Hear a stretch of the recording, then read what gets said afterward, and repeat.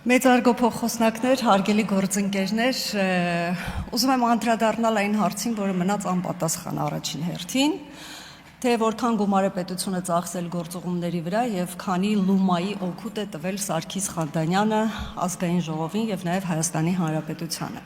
Նախ ուզում եմ ասել, որ գործուղումները կազմում են ազգային ժողովի պատգամավորի գործունեության մի մասը, որոշ պատգամավորների մոտ ընդհանրապես գործուղումներով է պայմանավորված դրանց ամբողջ գործունեությունը եւ այդ մշակույթը մենք չենք ներդրել, այդպես եղել է միշտ։ Հիմա ինչ արդյունքների ենք մենք հասել։ Մենք հասել ենք այն արդյունքներին, որ Հայաստանի Հանրապետությունը այսօր խաղաղ, ազատ, անկախ եւ ժողովրդավար երկիր է։ Մենք հաստատել ենք ժողովրդավարությունն ու ամրապնդել ենք իր բոլոր բաղադրիչներով, այդ թվում եւ խոսքի ազատությամբ։ Ինչ է դա նշանակում։ Դա նշանակում է, պարոն Ղազարյան, որ օրինակ դուք վերակենդանացման բաժանմունքում լինելու փոխարեն գտնվում եք այս պահին ազգային ժողովի դահլիճում եւ այն էլ որպես падգամավոր։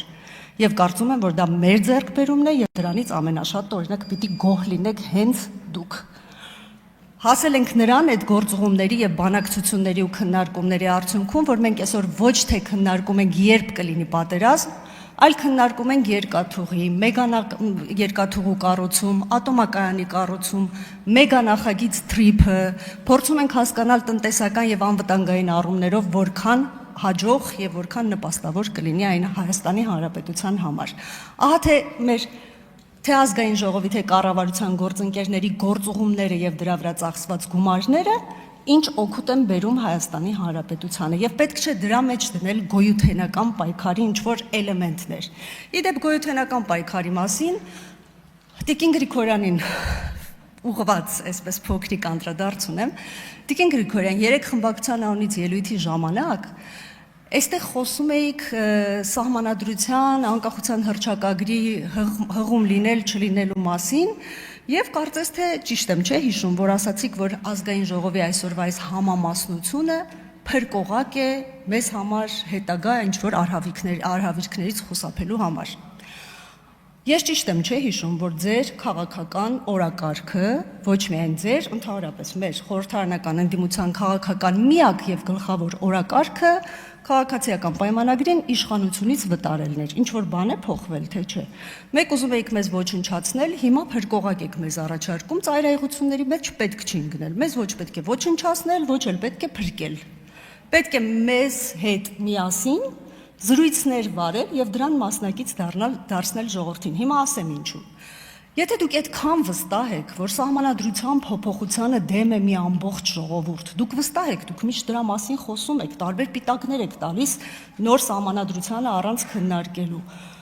Իսկ ավելի քաղաքականապես նպատակահարմար չէր լինի, արդյոք տայք այդ հնարավորությունը։ Քվեարկեինք բոլորով միասին հանրաքվեի օգտին, ժողովուրդն էլ թող իր խոսքը ասեր, չէ՞ որ դուք վստահ եք, որ բոլորը դեմ են։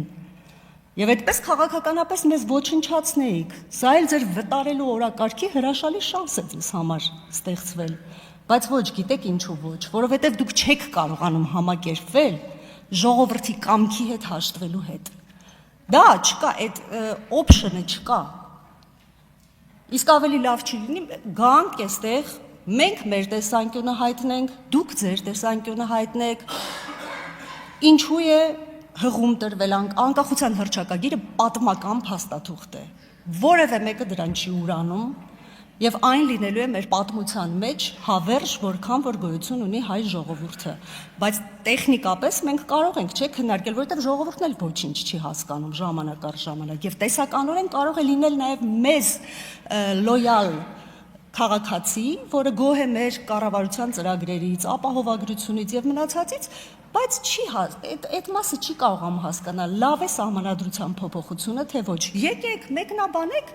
ժողովուրդը թող որոշի, ոչ թե հպարտանալ, չարախնդալ, այդ տեսակ դուք վերջապես սահմանադրական մեծամասնություն չունեք, դուք հանրաքվե անելու հնարավորություն չեք ունենալու, ժողովուրդն էլ իր խոսքը չի ասելու, հպարտանալու բան այդտեղ չեմ տեսնում։ Ես առաջարկում եմ վերանայել ձեր մոտեցումները եւ եթե այդքան դուք վստահ եք ձեր քաղաքական մտքի եւ ձեր նպատակների մեջ, ապա ելի ինչպես միշտ հնարավորություն տանք մենք ժողովրդին։ Այսքանը շնորհակալություն։ Չէ, ներողություն։ պարոն Խանդանյանի վերաբերյալ, որովհետև ելույթները իհարկե նրան են ուղղված։ Ինչպես նշեցի, այո, մենք վերջին տարիների ընթացքում Հայաստանի Հանրապետության միջազգային վարկանիշը բարձրացրել ենք։ Մեզ հետ հաշվի է նստում ամբողջ աշխարհը, մեզ հետ քննարկում են տարբեր ծրագրեր։ Եվ այո, հպարտությամբ պիտի ասեմ, որ դա մեր բոլոր գործընկերների աշխատանքի արդյունքն է։ Այդ գործուղումների, բանակցությունների մեր գիշեր ու զօր կատարած աշխատանքի արդյունքն է, եւ նաեւ այդ աշխատանքի մեջ իր շատ մեծ դեր ունի պարոն Խանդանյանը, եւ ես վստահ եմ, որ հենց նույն տեմպերով էլ շարունակելու է նա աշխատել, հաջողություններ եմ ձեզ մաղթում, պարոն Խանդանյան, եւ վստահ եմ, որ մեծ հպարտությամբ Եվս 5 տարի մենք կարողանալու ենք այդ բանակցությունների եւ այս ամենակարևոր փուլը մեր կյանքում հաջողությամբ պսակել եւ մեր ժողովուրդն էլ գոհ է լինելու այն բոլոր մեգա նախագծերից, որոնք առջևում իդեպ սպասվում են Հայաստանի